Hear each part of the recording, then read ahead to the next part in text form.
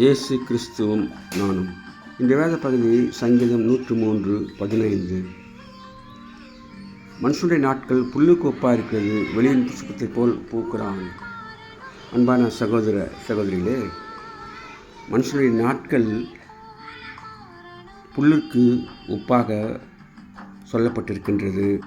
காலையிலே முளைக்கிற புல்லுக்கு ஒப்பாக இருக்கிறார்கள், அவர்களை வெள்ளம் போல வாரிக்கொண்டு போகிறீர், நித்திரைக்கு ஒத்திருக்கிறார்கள் என்று சங்கீதம் 90 வாசிக்கின்றோம்.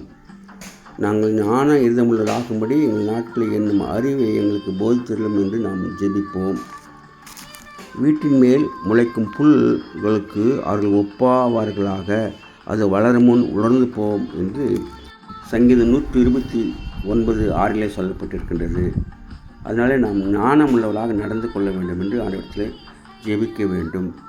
நாங்கள் எங்கள் வாழ்நாளெல்லாம் களி கூர்ந்து மகிழும்படி காலையிலே எங்களை உமது கிருபையால் திருப்தியாக்கும் என்று ஜெபிப்போம்.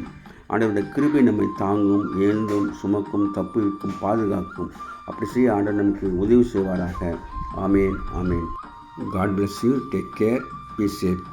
Give heart to God and to man. Please subscribe, like and share it. Thanks for watching.